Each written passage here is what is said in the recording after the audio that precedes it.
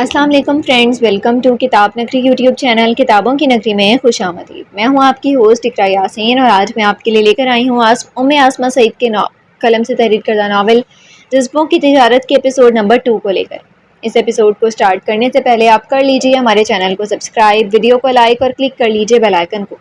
اب آتے ہیں ایپیسوڈ کی جانب۔ میں اتنی پریشانی میں ہوں اور تمہیں مذاق لگ رہا ہے، آفاق علی نے اپنے آفس کا دروازہ کھولتے ہوئے کہا۔ حارب ابھی آفاق کے پیچھے ہی تھا۔ تو میں تجھے کہہ تو رہا ہوں کہ چلتے ہیں اٹلی، وہ نہیں آنے والا۔ حارب کرسی پر ٹانگ رکھے پرسکون لہجے میں تھا۔ ایک وہی ان تینوں میں ایک بندہ تھا جو ہر صورتحال میں بھی اتنا پرسکون ہوتا تھا۔ یہ بات نہ کریم سنجرانی سمجھ پایا تھا، نہ ہی آفاق علی۔ یار میں تو یہ سوچ رہا ہوں کہ کوئی بھائی اپنے بھائی پر کیسے کیس کر سکتا ہے۔ اب کی بار آفاق کا غصہ اور پریشانی افسوس میں بدل گیا تھا۔ وہ ایک قابل وکیل ہونے کے ساتھ کریم سنجرانی کے سب سے زیادہ کلوز تھا۔ کر سکتا ہے، کیوں نہیں کر سکتا؟ آج کل کے دور میں سگے بھائی نہیں چھوڑتے، وہ تو پھر بھی کریم کا سوتیلا بھائی ہے، اور سوتیلے کبھی اپنے نہیں ہوتے جیسے تم ہو۔ آخر میں حارب سیریس بات کرتے ہوئے آفاق کو چونکا گیا تھا، اور آفاق جو ٹیبل پر دونوں کوہنیوں کو جمائے ہاتھوں کی انگلیوں کو آپس میں پیوست کیے بڑے دکھ سے سب سن رہا تھا، چونک گیا تھا۔ حارب میں سچ میں کہہ رہا ہوں تو میرے ہاتھوں سے قتل ہو جائے گا۔ آفاق جتنی سنجیدگی سے حارب کی بات سن رہا تھا، لاسٹ بات پر اس کا دماغ گھوم گیا تھا۔ تو حامی بھر لینا یار، کیا مسئلہ؟ اٹلی جانے پر حارب نے کندھے اٹھائے۔ کیوں، تم لے کر جا رہے ہو اپنے خرچے پر؟ آفاق نے بھی حارب کی دکھتی رگ پر ہاتھ رکھا تھا۔ استغفر اللہ، میں کیوں اپنے حلال کے پیسے تم پر خرچ کروں؟ بس یہ سمجھ جاؤ کہ کسی نے ارینج کر دیا۔ حارب نے اپنی دائیں آنکھ دبائی تھی۔ اف، یہ انکل جہانگیر بھی نہ۔ آفاق ایک سیکنڈ میں جان گیا تھا کہ حارب کا اتنا اصرار کرنے کی وجہ کیا ہو سکتی ہے۔ کرسی سے ٹیک لگاتے ہوئے ہاتھ ٹھوڑی کے نیچے رکھتے ہوئے اس نے گہری نظر حارب پر ڈالی تھی۔ اچھا ٹھیک ہے، اب انکل نے کہا ہے تو ہم چلتے ہیں۔ آفاق کے حامی بھرتے ہی حارب کے چہرے پر مسکراہٹ چھا گئی تھی۔ یہ مسکراہٹ کریم سنجرانی سے ملنے کی نہیں تھی، وہاں تھا کوئی جو اس کا انتظار کر رہا تھا، اور یہ ہو ہی نہیں سکتا تھا کہ حارب احمد ہر معاملے میں اپنے فائدے کو نہ دیکھے۔ صبح کی کرنیں ہر طرف پھیل رہی تھیں۔ آج فلورنس میں سورج نے اپنی شکل دکھا ہی دی تھی۔ کچن سے ناشتے کی اٹھتی خوشبو چھوٹے سے فلیٹ میں پھیلی ہوئی تھی۔ امسل دیکھنا، نوال اٹھ گئی؟ ایک تو یہ لڑکی کبھی وقت پر نہیں اٹھتی، زلیخا بیگم نے امسل کو کمرے سے باہر آتے ہوئے دیکھ کر کہا تھا، جو یونیورسٹی جانے کے لیے تیار تھی۔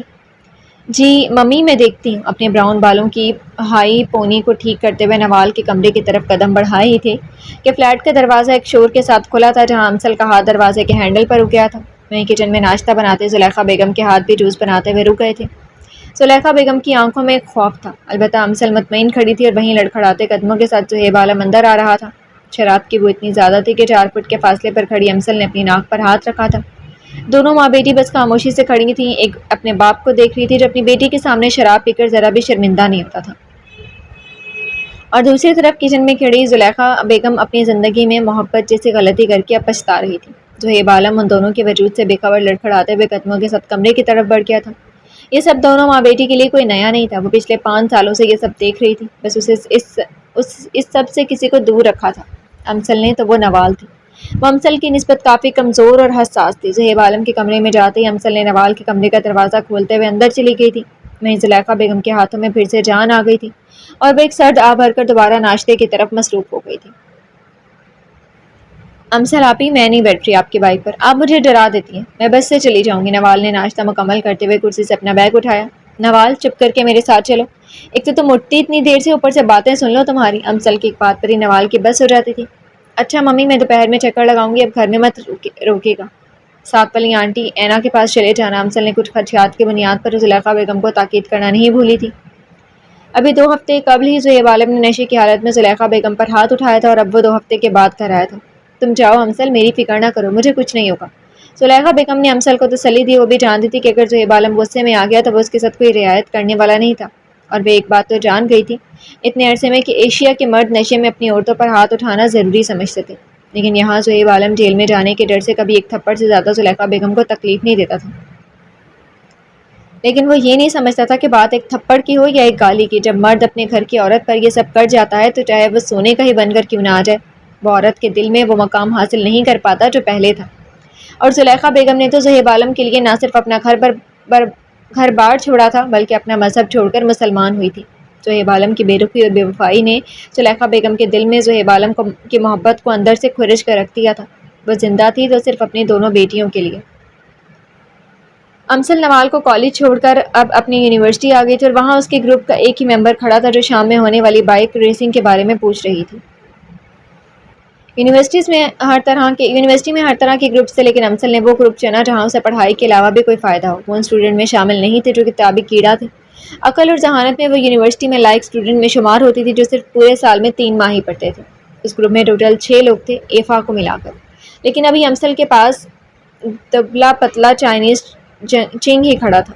امسل، آج جو ریسنگ مقابلہ ہو رہا ہے اس کا پرائز بہت زیادہ۔ سننے میں آیا کہ جس نے یہ مقابلہ رکھا ہے اس نے بائک ریسنگ کے پرانے کھلاڑی کو بلایا جو کبھی اپنے دور کا بائک ریسنگ کا بادشاہ تھا۔ چنگ نے اپنی موٹی موٹی شیشوں والی اینک کو ٹھیک کرتے ہوئے امسل کو ساری تفصیل بتائی، اور یہ امسل کے گروپ کا رپورٹر تھا جو یونیورسٹی سے لے کر فلورنس کی ہر ایک بات اپنے گروپ تک پہنچاتا تھا۔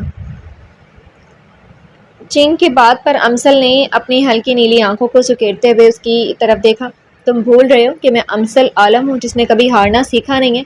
بس مجھے بتاؤ کہ پرائز کتنے؟ امسل نے کہتے ہاتھ میں پکڑی پانی کی بوتل کھول کر منہ کو لگائی۔ $10,000۔ چنگ کے پرائز بتانے پر امسل کے حلق میں جاتا پانی باہر آ گیا تھا۔ کیا کہا؟ $10,000؟ امسل کو ابھی تک اپنے کانوں پر یقین نہیں آ رہا تھا۔ یس، $10,000۔ چنگ نے اپنے دونوں ہاتھوں کی 5 انگلیوں کو پھیلاتے ہوئے 10 کو کافی لمبا کر کے کہا۔ لیکن کوئی اتنا بڑا پرائز کیسے رکھ سکتا ہے؟ ایک پل کو امسل بھی چونک گئی تھی۔ وہ آج تک جو بھی ریسنگ کرتی رہی تھی اس کے پرائزز $1-2 ہزار تک سے زیادہ نہیں ہوئے تھے، اور آج شام کی ریس میں کون ایسا ہے جو کہ یونیورسٹی کے اسٹوڈنٹس کے ساتھ اتنے پرائز کا مقابلہ رکھ سکتا ہے؟ دیکھ لو امسل، بہت خطرہ ہے۔ اگر تم ہار گئی تو کہاں سے دو گی $10,000؟ کلاس ختم ہوتے ہی ایما امسل کے پاس آ کر کھڑی ہو گئی تھی۔ تم مجھے چیلنج کر رہی ہو؟ امسل نے ساری حیرانگی ایک طرف رکھتے ہوئے ایما کی طرف دیکھا جو منہ میں ببل چباتے ہوئے کندھے اچکا گئی تھی۔ وہ اٹلی کی ہی رہنے والی تھی۔ امسل، ایما ٹھیک کہہ رہی ہے، سوچ لو۔ اگر تم ہار گئی تو ہم سارے 6 لوگ اپنے کپڑے جوتے بیچ کر بھی $10,000 جمع نہیں کر سکتے۔ چنگ کی بات پر امسل نے دونوں کی طرف دیکھا۔ وہ ریس میں کبھی نہیں ہاری تھی، لیکن یہاں بات $10,000 کی تھی جس میں وہ اپنے گروپ کا کمیشن اور ریسنگ انچارج کو اس کا کمیشن دے کر اپنی یونیورسٹی کی فیس کے ساتھ ساتھ نوال کے کالج کی فیس بھی ادا کر سکتی تھی۔ امسل نے کھڑے کھڑے 1 منٹ میں $10,000 کا حساب کتاب کر دیا تھا۔ میں جاؤں گی اور جیتوں گی بھی، امسل کے پرجوش انداز میں کہنے پر دونوں نے حیرت سے اسے دیکھا۔ ہمارے پاس پیسے نہیں ہیں امسل۔ اب کی بار ایما نے بیچارگی سے منہ بنایا جو ابھی تک لاتعلق ہو کر بیٹھی تھی۔ گروپ کے رولز کے حساب سے گیم میں ہارنے کے بعد ہر کوئی برابر کی رقم ادا کر کے جیتنے والی ٹیم کو دیتا تھا، لیکن امسل کی وجہ سے آج تک کبھی ایسا ہوا نہیں تھا ان کے گروپ کو دوسری ٹیم کو پیسے دینے پڑے۔ فکر مت کرو ایما، ہم جیتیں گے، لیکن مجھے یہ سب سمجھ نہیں آ رہی ایسا کون احمق ہے جو اپنے $10,000 ہارنے پر تلا ہوا ہے۔ اب کی بار امسل نے اپنی ہائی پونی میں بندھے بالوں کو کندھے پر لاتے ہوئے سوچ میں پڑ گئی تھی۔ میرا کام ہو گیا کیا؟ لائٹ بلو کلر کی شرٹ جس کے آستینوں کو کوہنی تک فولڈ کیا ہوا تھا ٹیبل پر رکھی فائل پر دستخط کرتے ہوئے اپنے سامنے کھڑے سیکرٹری کو ایک نظر دیکھتے ہوئے کریم سنجرانی نے پوچھا۔ جی کریم صاحب، جیسا آپ نے کہا تھا ہو گیا، لیکن آپ شور ہیں؟ کریم سنجرانی کا سیکرٹری جو پاکستان میں اور اٹلی میں بھی اس کے ساتھ ہوتا ہے، وہ کریم سنجرانی کے اتنے سالوں بعد بائک ریسنگ پر جانے پر شاکڈ تھا۔ رضا، تمہیں کوئی شک ہے میری قابلیت پر، یا تم سمجھ رہے ہو کہ میں نے بائک ریسنگ چھوڑ دی تو میں بھول گیا ہوں؟ کرسی سے اٹھتے ہوئے کریم سنجرانی نے کوٹ کرسی کی پشت سے اٹھاتے ہوئے بازو پر ڈالا۔ نہیں کریم صاحب، میں تو بس اس حادثے کی… رضا کہتے ہوئے چپ کر گیا تھا جب کریم سنجرانی کی غصے سے بھری نظر اس پر پڑی تھی۔ شام کو ملتے ہیں۔ کریم سنجرانی اس حادثے کو یاد نہیں کرنا چاہتا تھا جس نے اس کی دنیا ہی بدل ڈالی تھی۔ شام کے سائے گہرے ہو رہے تھے۔ فلورنس کے اولڈ برج پر آج جیسے کرسمس کے جشن جیسا انتظام کیا گیا تھا۔ بلیک پینٹ اور اوپر بلیک جیکٹ پہنے، اب کی بار بالوں کا ہائی جوڑا بنائے، ہاتھوں میں ہیلمٹ پکڑے امسل ریسنگ کے انچارج ولف کے پاس کھڑی تھی، اور وہ سچ میں ایک ولف ہی تھا۔ چوڑی جسامت، کشیدہ کندھے، موٹی گردن، گھنگریالے بال جو کندھوں تک آ رہے تھے، چہرے پر وحشت ناک تاثرات لیے وہ بس امسل سے مسکرا کر بات کر رہا تھا۔ وہ ہمیشہ امسل کے لیے ولف کم مدر ٹریسا زیادہ ہوتا تھا۔ ولف کہاں ہے؟ ہماری مخالف ٹیم؟ امسل کی بے چینی بڑھتی جا رہی تھی۔ ایک طرف پرائز کی رقم، دوسری طرف اس احمق کو دیکھنے کا تجسس تھا۔ وہ رہا اپنی ٹیم کے ساتھ۔ امسل کی بات پر ولف نے برج کے دوسرے کنارے کی طرف اشارہ کیا۔ امسل نے جیسے گردن موڑ کر کنارے کی جانب دیکھا تھا، اس کی حیرت سے آنکھیں پھیل گئی تھیں۔ سامنے بائک کے ساتھ کھڑے، ہیلمٹ پہنے اور ہیلمٹ کے اندر بلیک گلاسز لگائے وہ بائک ریسر کا مافیا کا بندہ زیادہ لگ رہا تھا۔ ساتھ ایک چوڑی جسامت والا آدمی منہ پر ماسک لگائے کھڑا تھا۔ امسل مسلسل اس کی طرف حیرت سے دیکھ رہی تھی، اور وہی ہیلمٹ کے اندر سے کریم سنجرانی کی شربتی آنکھیں مسلسل اس کی طرف تھیں۔ وہ یہ سب کیوں کر رہا تھا، کس لیے کر رہا تھا، وہ خود بھی نہیں جانتا تھا۔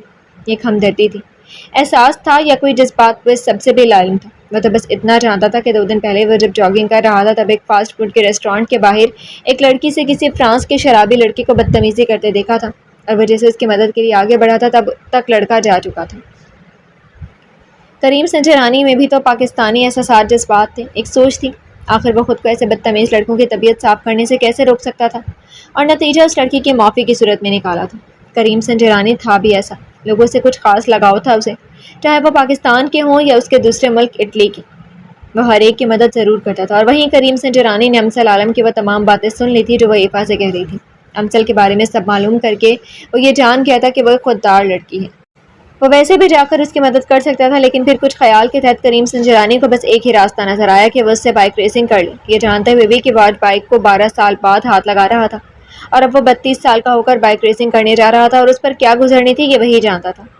کریم صاحب آپ ایک بار پھر سوچ لیں۔ منہ پر بلیک ماسک لگائے رضا نے کریم سنجرانی کو بائک پر بیٹھتے ہوئے دیکھا تو فوراً بول پڑا۔ وہیں امسل نے اپنے چہرے کا رخ دوبارہ ولف کی طرف کیا۔ بس 2 لوگ دوسری ٹیم میں؟ امسل کی حیرت میں مزید اضافہ ہوا تھا۔ تو میری پرنسس تمہیں کیا لگے، 2 ہوں یا 1، تم بس جیتنے پر توجہ دو۔ $10,000 ہیں۔ ولف نے بھی 10,000 پر کافی زور دیا تھا۔ اوکے، لیکن ولف بات کچھ سمجھ میں نہیں آ رہی، وہ مجھے کوئی مافیا کا بندہ لگ رہا ہے۔ خیر چلو گیم شروع کرتے ہیں۔ امسل نے ہیلمٹ پہنتے ہوئے گردن موڑ کر دوسری طرف کھڑے بائک پر بیٹھے اس بندے کو مافیا کا نام دیتے ہوئے اپنی بائک کی طرف بڑھ گئی تھی۔ جی تو فرینڈز، کیسی لگی آپ کو آج کے ایپیسوڈ؟ کمنٹ سیکشن میں ضرور بتائیے گا۔ پھر حاضر ہوں گے ناول کے نیکسٹ ایپیسوڈ کے ساتھ، تب تک کے لیے اجازت دیجیے۔ شکریہ، اللہ حافظ۔